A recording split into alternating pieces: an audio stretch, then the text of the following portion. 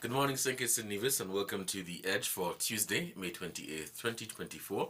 I'm Devonne, Cornelius, your host, and thank you so much for joining me in the program for today. In studio with me today is Dr. June Suma. She's the chairperson of the Permanent Forum for People of African Descent, as well as Carla Astafan, chair of the St. Kitts and Nevis National Reparations Committee. And today we are here to speak on all things African Liberation Day, and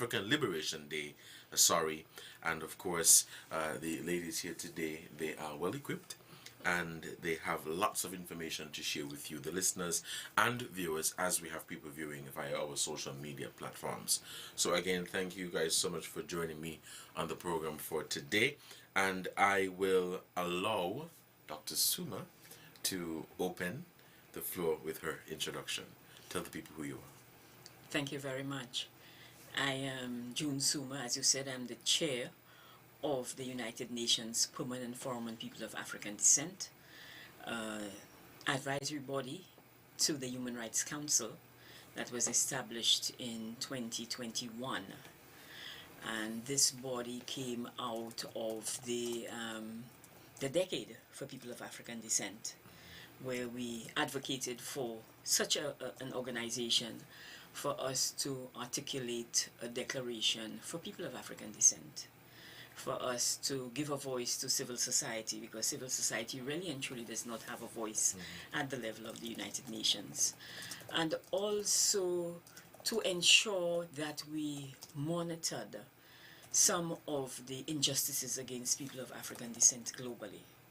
I also sit as the chair of the University of the West Indies Global Campus, and I'm also a member of the Reparations Committee of St. Lucia.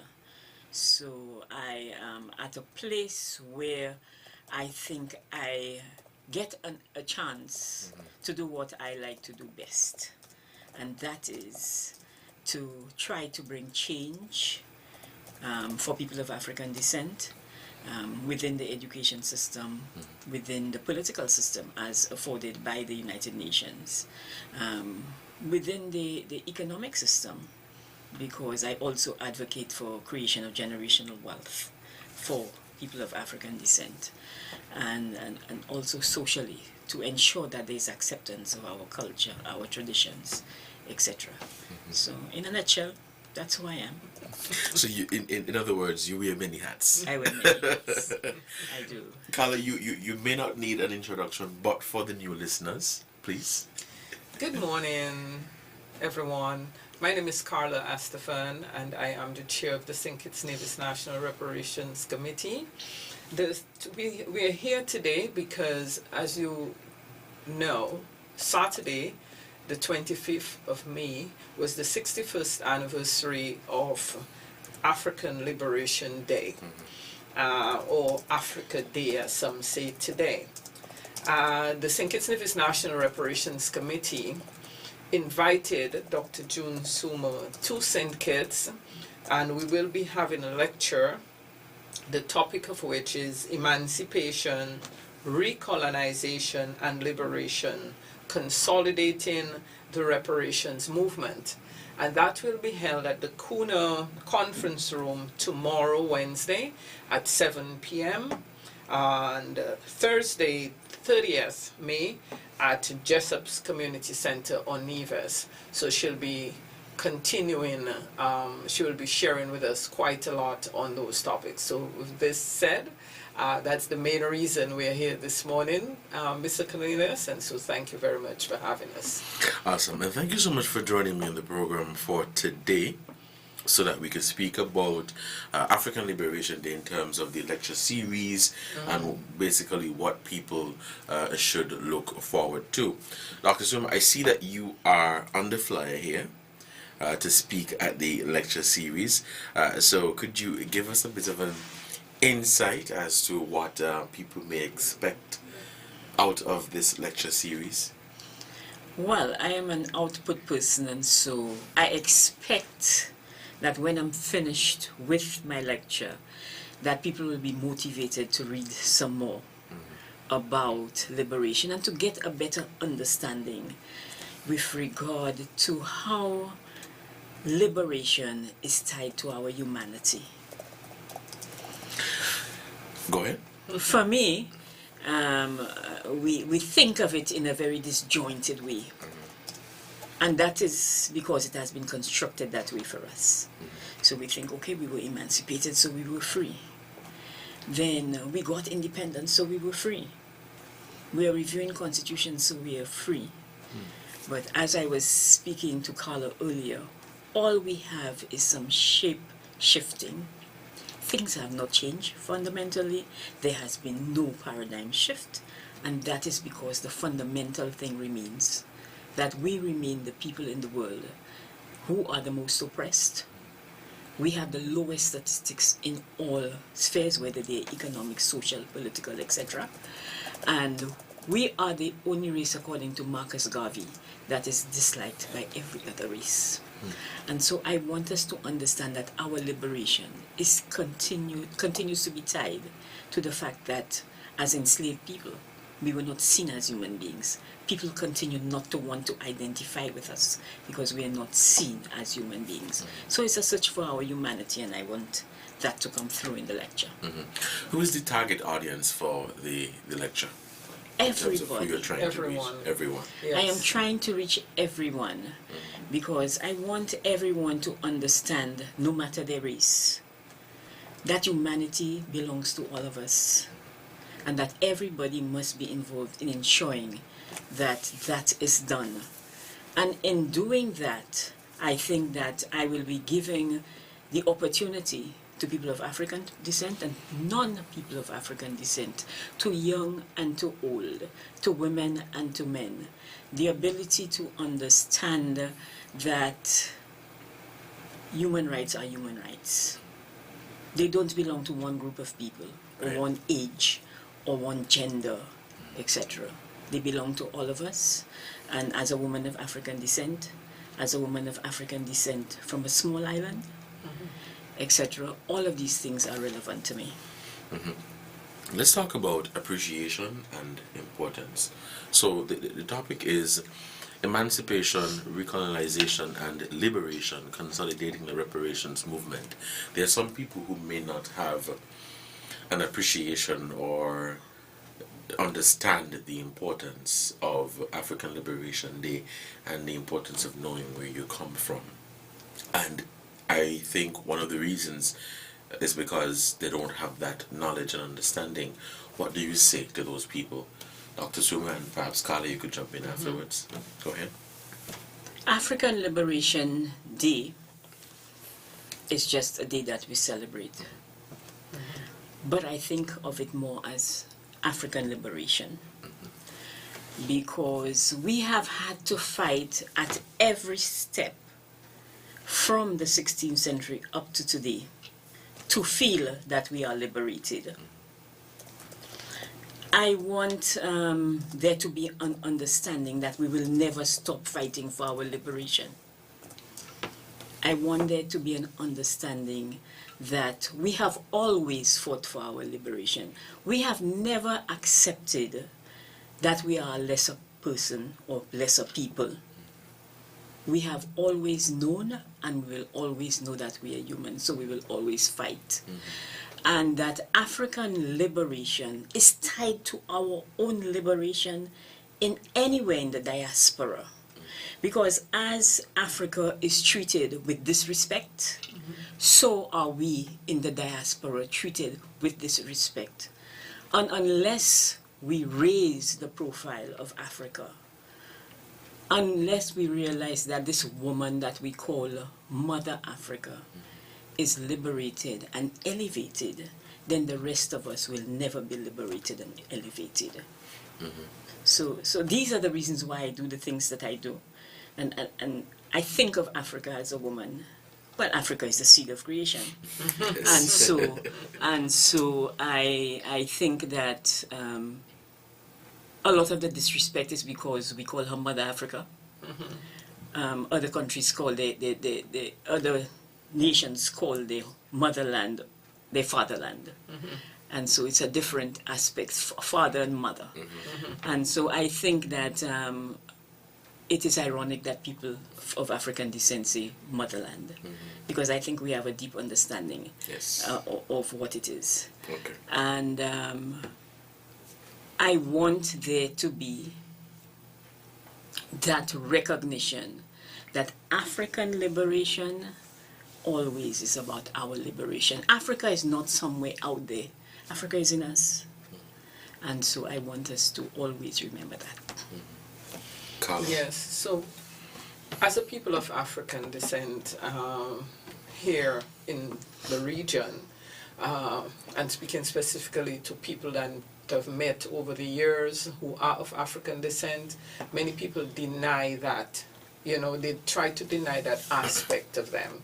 So what our goal is to have people really appreciate and begin to understand where they're coming from, our history,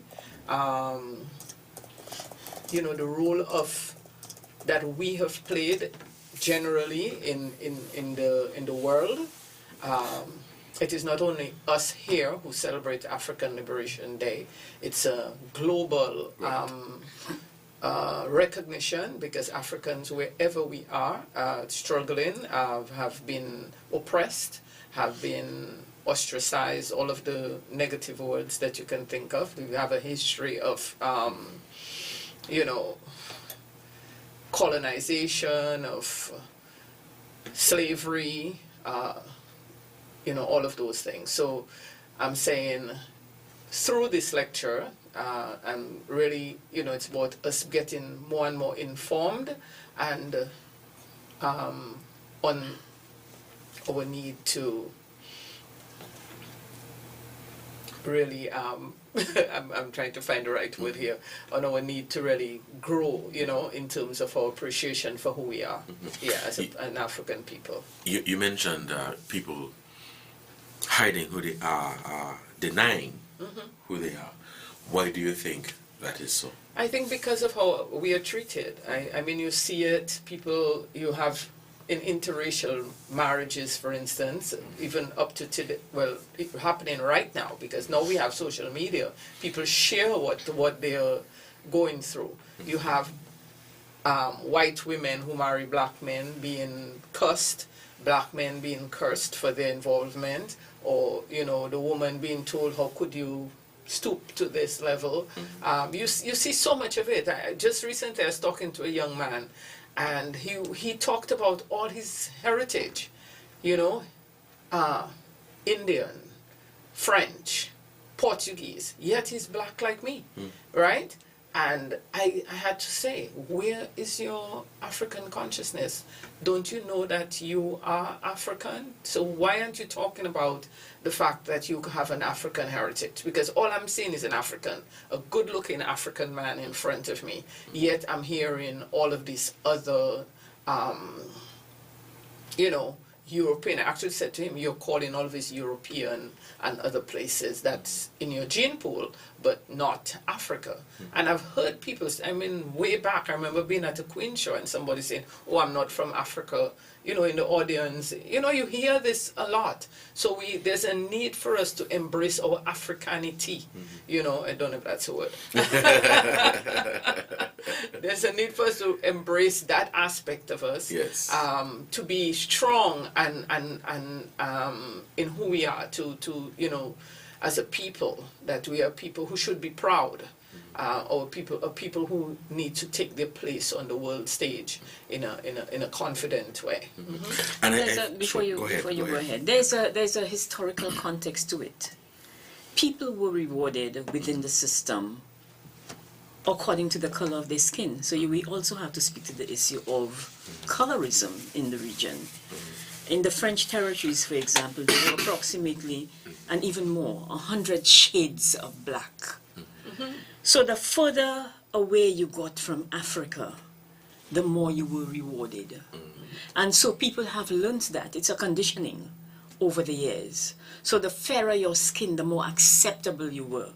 So we grew up knowing that you had to pass the brown paper test for you to be able to become upwardly mobile in the society. And if you married someone darker than you, then it was considered bringing down your color, bringing down your race. And so people wanted to always marry up. Yeah. Marry up.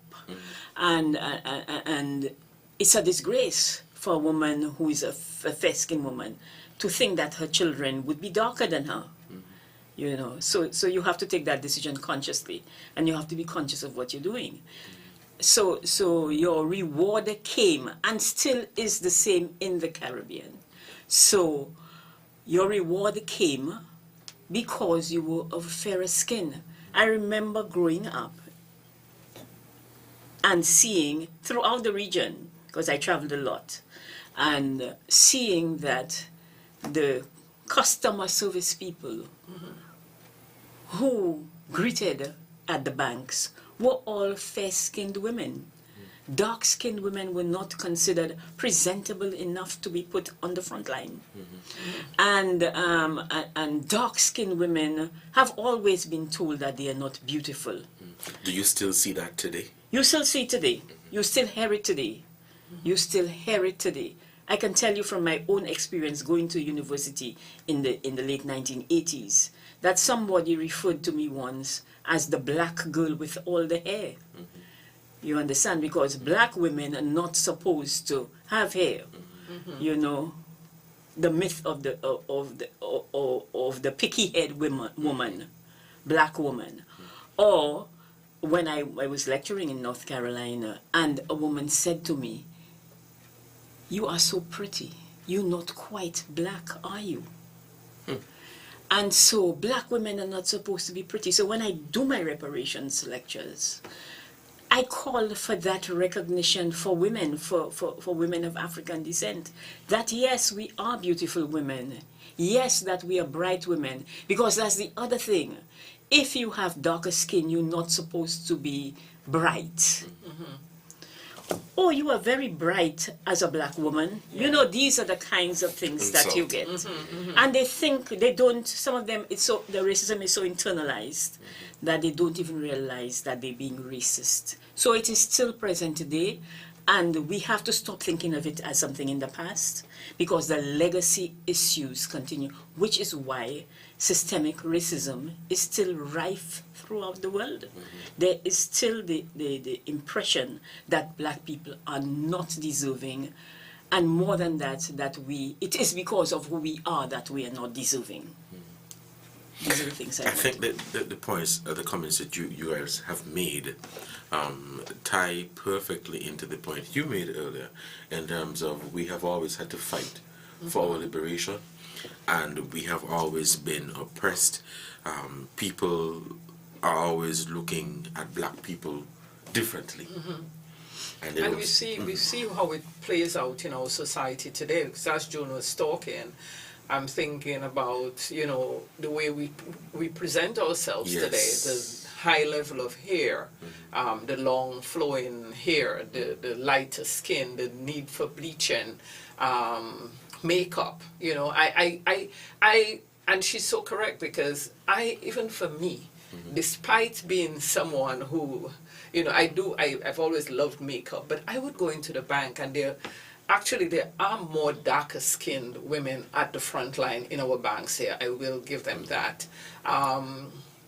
But I would see a young lady without makeup, and it actually clicks in my head. Why isn't she wearing makeup? Like, is that something? Why am I even thinking that? And I'm being honest. So because we have been so, you know, to think, like, why should she's pretty, but you know, I'm thinking, why is she facing the public without putting on any makeup?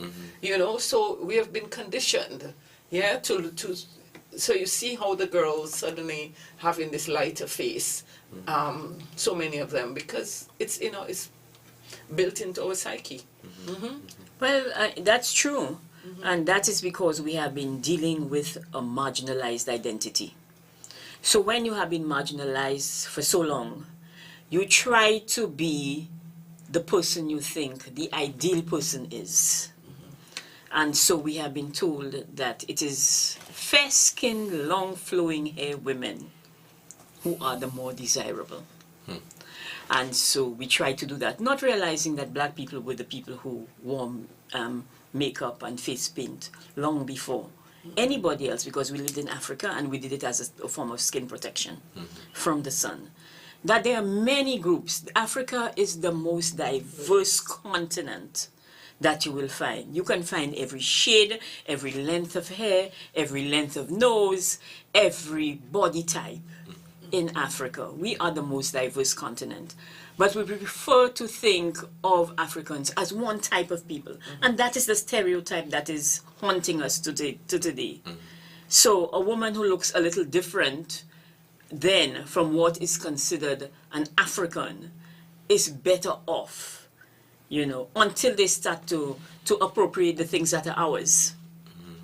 And then, and they have always appropriated the things, and no matter what they say on YouTube or on TikTok, they have always appropriated what is ours and taken it as their own, and then try to relieve us of it. Because that is what colonialism and enslavement did. It extracted, and it did not only extract wealth or resources from the continent, it also extracted our talent, our traditions, etc. And so what you see in the world, we have not been paid for while we have contributed to it. And so some of the longest hair you will find in Africa. Yeah? But they give you the impression that we have non-growing hair. Okay? Some of the women that they considered the most beautiful. I recently traveled to Ghana on Ethiopian Airlines. I dare you to find more beautiful women in the world. I dare you, you know. And so it is because we don't understand ourselves. We have not come to terms with our own identity as people of African descent, that we think that we must do these things. So we must do all of these extremes. Mind you, these extremes are also acceptable on non-white women. So non-white women, non-black women will also have hair extensions. But you think that because it is natural for them to have long hair, that you don't realize that they wear extensions, and that they wear false eyelashes also. And that they wear makeup. We accept it in them. Or they go and get plastic injections to get a body like colors. and we accept it because it's not on a black woman. So they want the body, and they want the face, and they want the hair, and so on. But they don't want it in a black woman. And that is my challenge with the appropriation. Thank you so much for that. It is 11:23. We'll take a break, and when we come back, we'll continue the conversation. You're listening to The Edge in ZIZ Radio, 96.1 FM. Stay tuned. We'll be right back. Are you going to take call?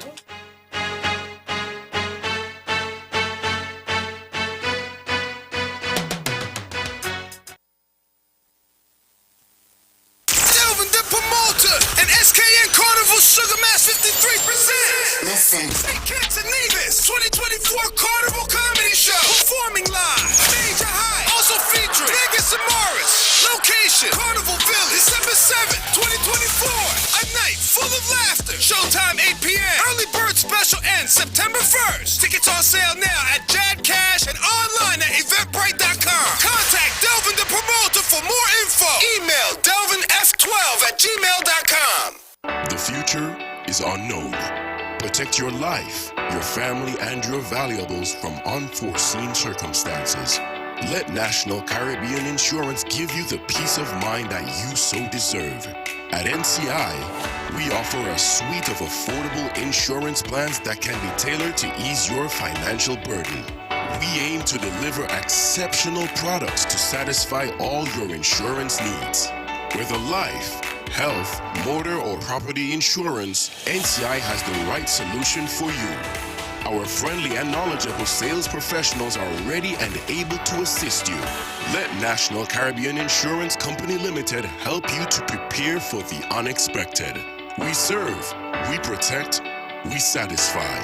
That's NCI.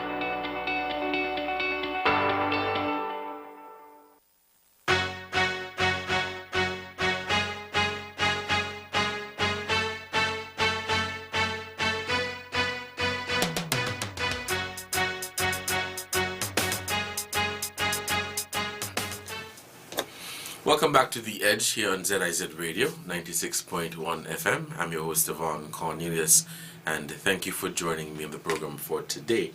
In studio is Dr. June Suma, chairperson of the Permanent Forum for People of African Descent, and Carla Astafan, chair of the St. Kitts and Nevis National Reparations Committee.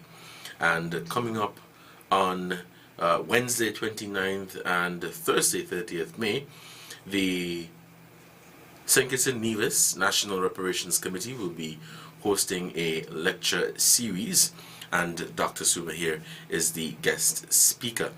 So let's get back into our discussion and where we left off from. So you wanted to lead? Yeah, let me just say something. Okay, sure. While we do want people to come out, and I'm looking forward to for people to come out in their numbers to listen to the lecture. Okay. We will also stream it on YouTube and Facebook. We will have the link by later today so that we can share it with general public. So if people can't make it, at least they can look at it online. Mm-hmm. Mm-hmm. Okay. Earlier in your introduction, you spoke about monitoring injustice against people of African descent.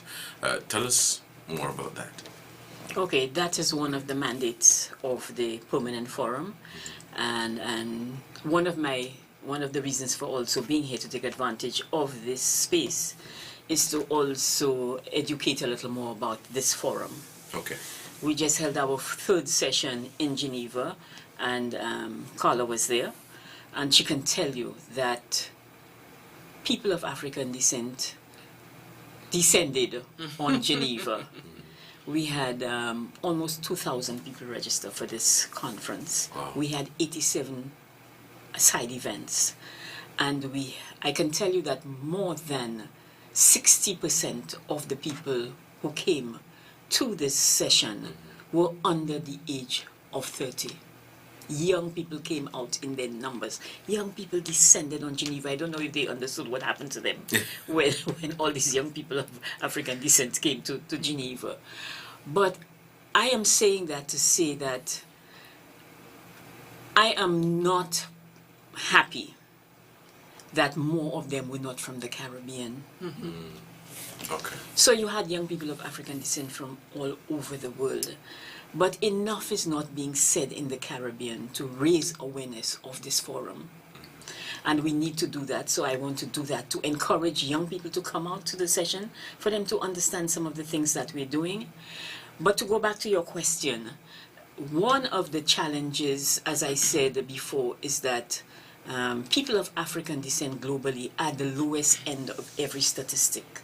So if you look at in the Caribbean and Latin America, when it comes to health, especially women and girls of African descent, we are at the lower end of all statistics, especially with regard to maternal health.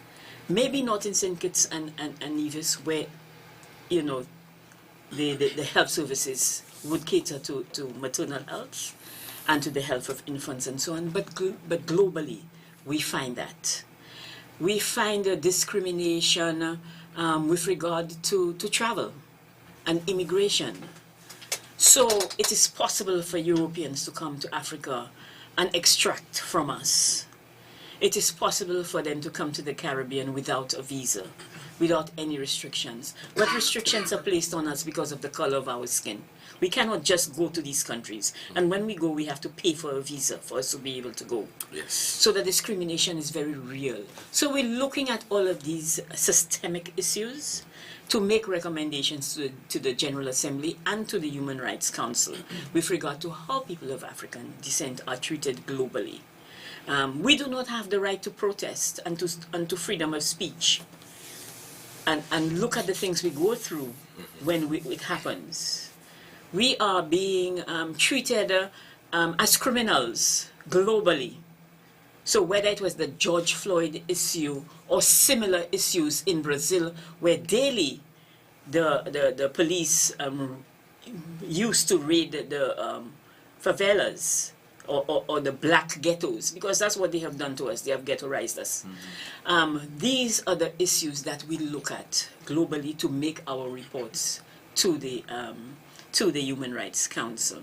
I have to say that the Human Rights Council have been extremely supportive.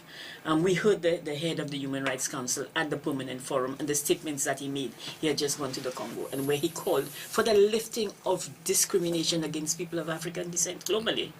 You know, so it is something that we are making strides with. You can hear it at the level of the UN also with the Secretary General calling for the lifting of these restrictions that are placed on us. So we don't have freedom of movement. So while they moved us freely as enslaved people during the 16th, 17th, 18th, 19th centuries, now in the 21st century, we cannot move, you know. So these are the issues that we deal with.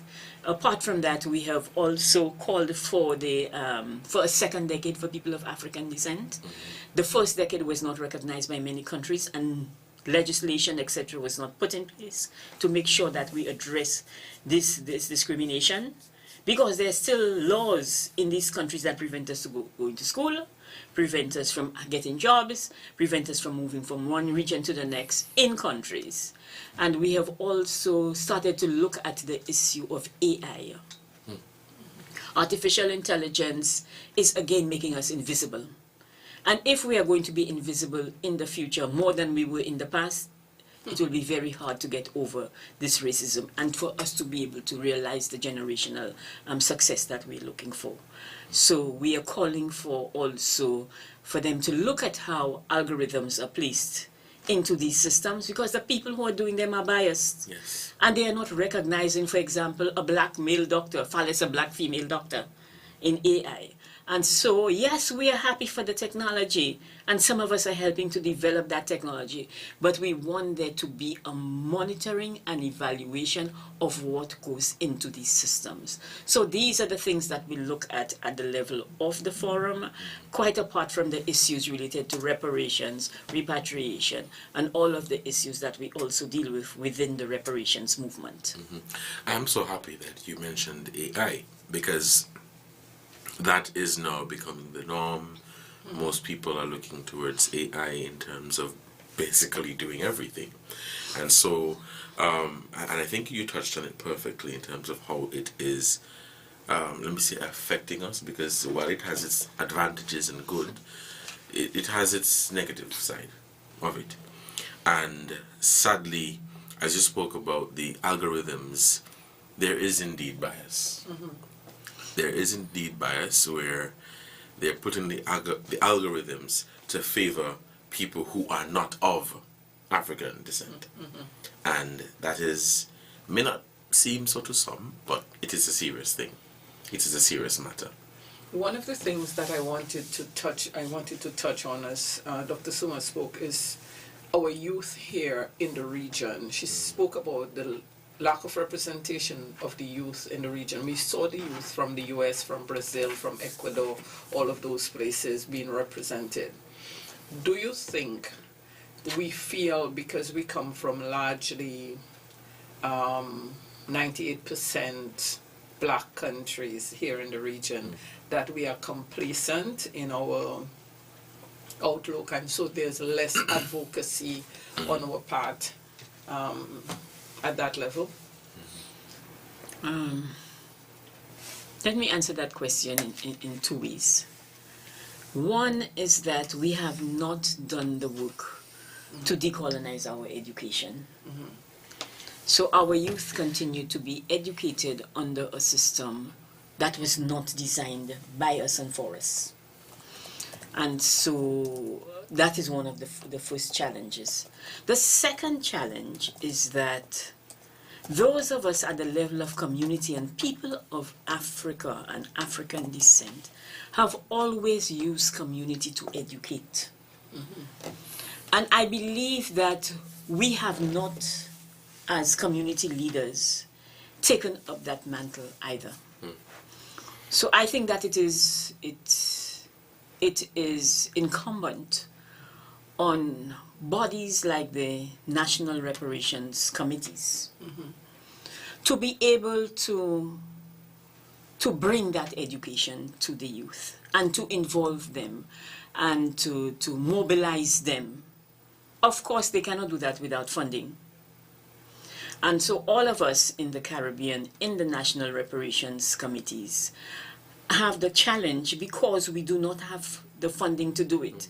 So governments have set up these committees and have not given them the resources. So we have given you people, group. In our schools in the rest of the Caribbean, we group. In our schools in the rest of the Caribbean, we don't even teach history as a compulsory subject. People don't understand where they're from and where they're going. Not even in social studies will we touch issues related to culture and so on. Because everything related to Africa is supposed to be not good. Not good. And we have to move away from that.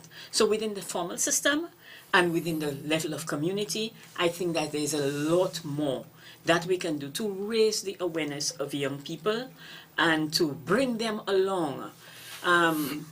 Let me give you a very good example of something that I saw. When I was ambassador to CARICOM and OECS in St. Lucia, we used to go to the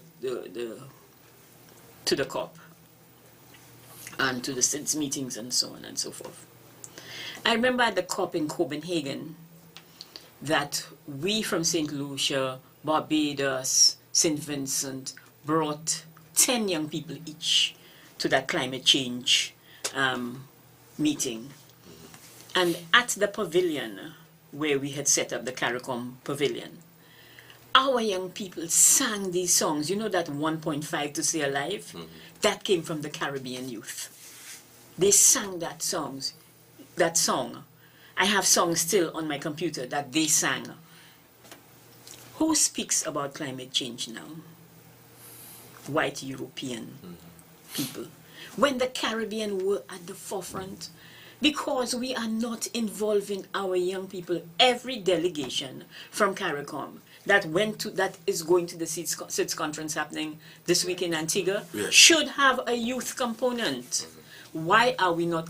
Climate justice is a big issue for us as people of African descent. It's affecting our biodiversity, and we have the most biodiversity in the world as people of African descent. Yes. Why are not young Caribbean people, why are not young Africans, why are not young people in the diaspora involved in the ZIZ conference? Climate change is affecting us the most. We are getting a double whammy because we got it from enslavement, we got it from extraction, and now we are getting it from the climate that we have destroyed.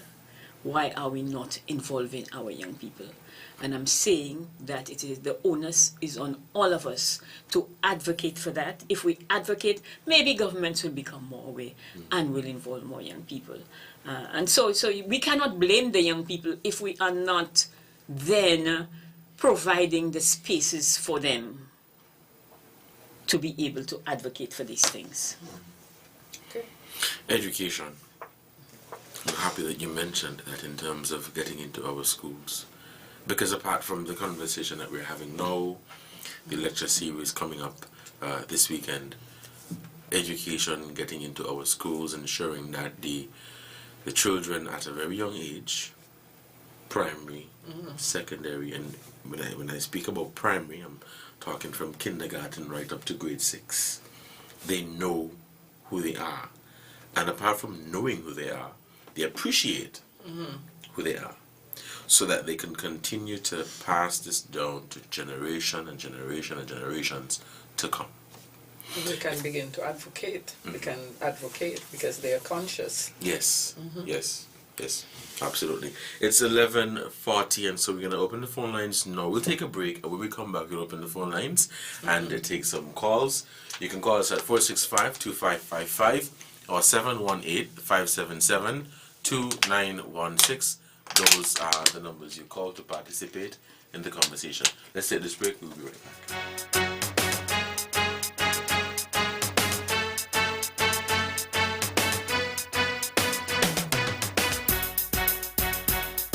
Join us on ZIZ TV for Youth Lounge with Skenator, a talk show on vital topics such as tourism, entrepreneurship, education, religion, sex education, and mental health. Featuring experts from St. Kitts and Nevis and the Caribbean region. Tune in live on the first and third Wednesday of every month at 8:30 p.m. on ZIZ TV. ZIZ Radio, entertaining the nation, enjoyed by the world.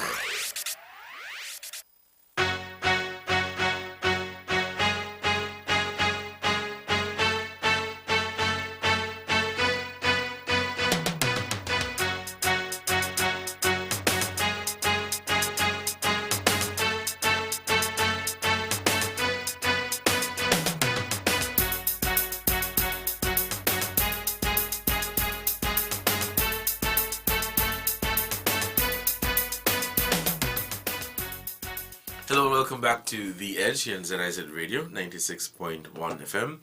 If you are just tuning in studio with me is Dr. June Suba, chairperson of the Permanent Forum for People of African Descent, and Carla Astafan, chair of the St. Kitts and Nevis National Reparations Committee. We've been having a very fruitful conversation, and there are a few things that I have learned as well. But I think the goal of us being here today is for people to get a better understanding and appreciation and to advocate for the rights of people of African descent, right? Hence the reason why we're having the lecture series, and both of you have called for people to come out in their numbers to come to this series and hear what it is about. So the phone lines are open, we're taking your calls, but in the meantime, let us continue where we left off from in terms of education. We can't just say education. We can't just say we want the young people, we want primary and secondary schools to have this incorporated into their curriculum. How do we get there?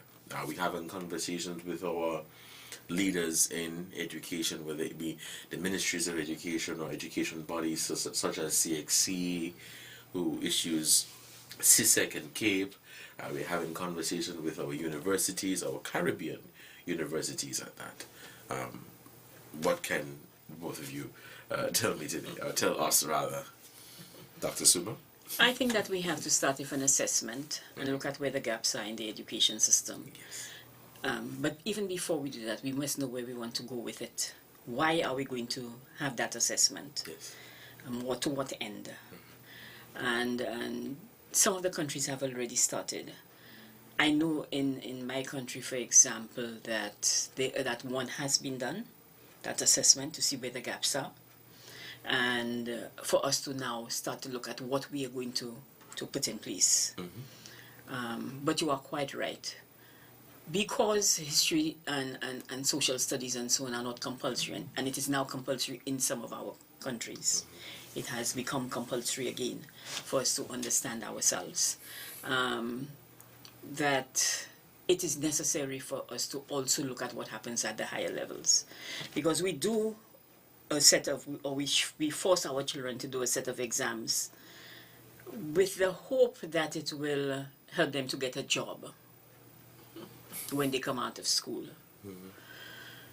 We are not teaching them to become entrepreneurs until they reach university, etc., etc. Some of the young people take it upon themselves and they understand these things and they start very early.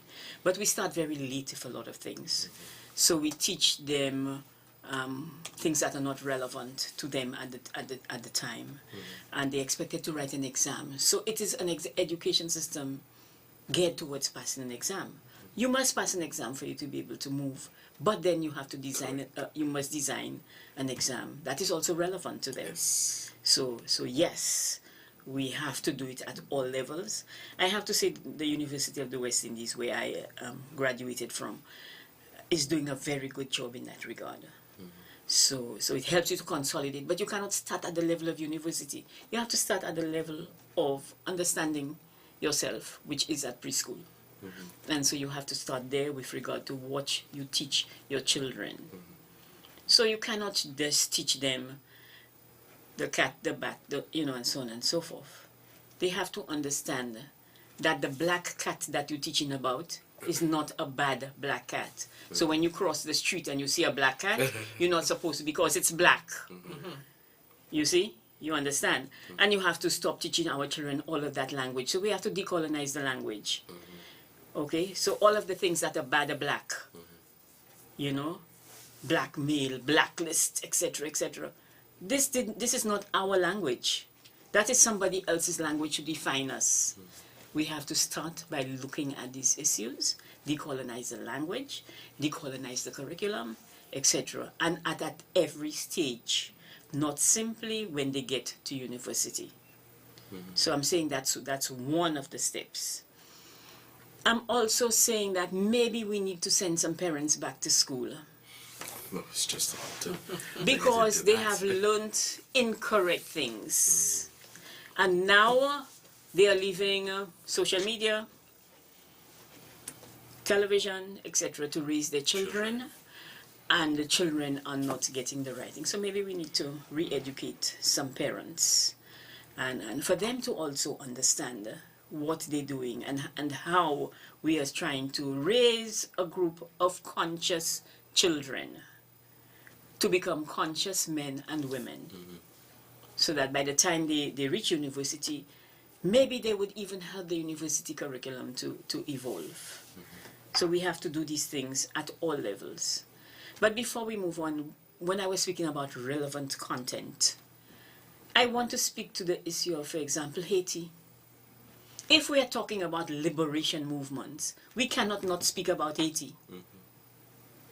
We cannot go and look at liberation movements in Europe if we are not talking about liberation movements in the Caribbean. Yes. We cannot not be talking about the fact that on the eve of emancipation, the enslaved people in St. Kitts said, tomorrow, I no longer work. So they put down their arms, their forks, their hoes, etc., etc. They say, we're not going back to the plantation tomorrow.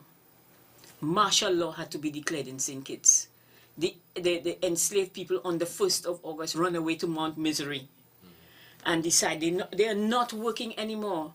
And that was the seed of the workers' movement in St. Kitts. And it moves on through the 19th century, all the way into the 1930s rebellions. So we also must look at liberation in relation to liberation of the worker.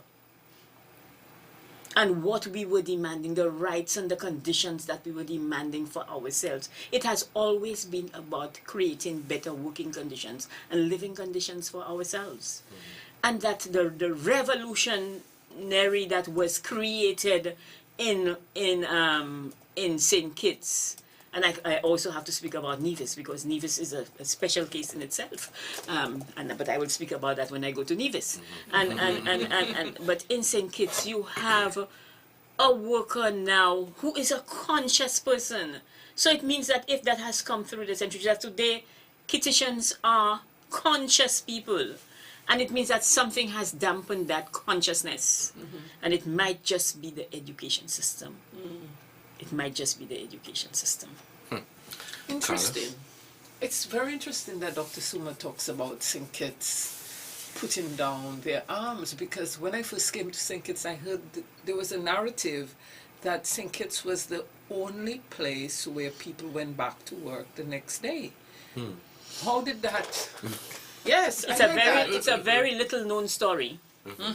And Philip Sherlock and people like that write on it. Because in most of the other countries, we woke up the next day and we went to church to thank God for our freedom. In St. Kitts, they put down their working implements and escaped into the maroon societies that already existed in the country. And it took a British Navy ship from Antigua, because remember, this was the Leeward Islands. So the British Navy was in Antigua. It took a British Navy ship and British Navy men to land in St. Kitts to be able to bring some order. I think it was about 2 months later, and for people to go back to work. And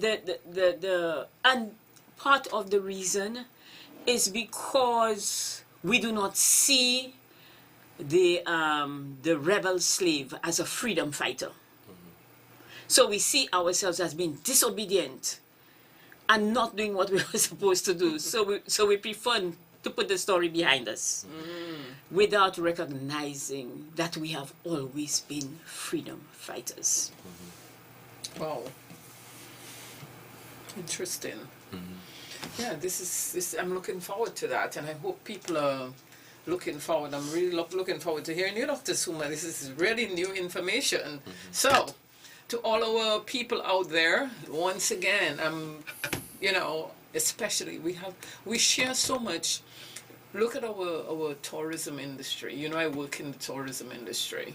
A lot of our guides tend to share stories, I find, that do not show us, you know, us or people of African descent in a positive light. Yes, You hear yes. tour guides speaking in terms of slaves, and regardless of how people like Mr. Stapleton, our historian, try to, you know, teach us, not, you know, let us change the narrative, talk about the enslaved people, talk about he wrote a book, he has a book, I don't know if you've seen it, Places of Memory, and he speaks about all the places where the people came up, fought for their freedom, you know. So I've learned a lot from his book, and, you know, the Mount Misery story of the first revolt in 1639 when enslaved people went up there. So what I find lacking, we tell a lot of the European conquest, rather than our stories of revolt, our stories of resistance, or freedom, and freedom, right? Rather than. So we really need to, you know, come out or listen in or whatever to that lecture tomorrow. Thank you so much. Is there anything else that you'd like to share as we begin to wrap up our discussions for today? Well, I'd like to talk about our sponsors. We were able to get our government, the Prime Minister, the Office of the Prime Minister, give us some sponsorship to be able to bring Dr. Suma here. We also have University of the West Indies, 5 Islands, who's a major sponsor for us. So we are happy for that. The One Love Rastafarian group over in Nevis is a sponsor as well. And of course, well, with me working on it, the Potter's House had to come in, so I'm going to lean on the Potter's House a little bit. All right, so Yeah. it is Wednesday, 29th May, and Thursday, 30th May.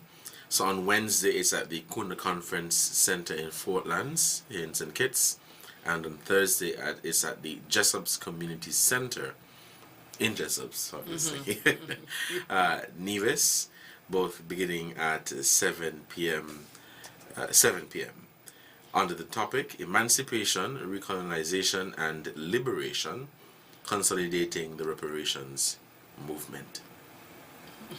Any parting words for you, Dr. Suma? We have not spoken a lot about reparations this morning, but I want the audience to know that reparations is not a new phenomenon. We have always called for a repair to our situation, and we have used all means to do that. Whether it was from the first day they put us on a slave ship, where we revolted and asked for better conditions on that ship, to when we took over ships to try to go back to Africa to repatriate ourselves. Whether it was on the plantations where we fought in a variety of ways, from speaking out against the conditions to going on strike to actual revolt and rebellion and running away. Whether it was in courts of law where we went to ask for pension for years of no work, of not paying us for work, and now in old age you want to abandon us. Or whether it was at emancipation when we decided that we were not going back to work, or whether it was during the Pan-African movement with Marcus Garvey and in the 1930s of the riots, and so, we have always asked for reparations, which is a repair of the situation in which you have put us in. And also, we have to stop to consider the issues of internal repair. How do we heal ourselves? How do we deal with the trauma that we have gone through? What are some of the mental issues that we suffer because of that? So we have always called for reparations. And I want you to understand that the call for freedom and liberation is about reparations and repair. Thank you so much. We are out of time. It's 11:56, and so we're going to have to wrap up now for the midday newscast. Thank you guys so much for joining me. Thank you for having us. Thank you, ladies, so much for joining me on the program for today. I wish you every success for Wednesday and Thursday, and you will be seeing me on Thursday. By the way, I am Division. I live in Nevis, so you'll be seeing me on Thursday.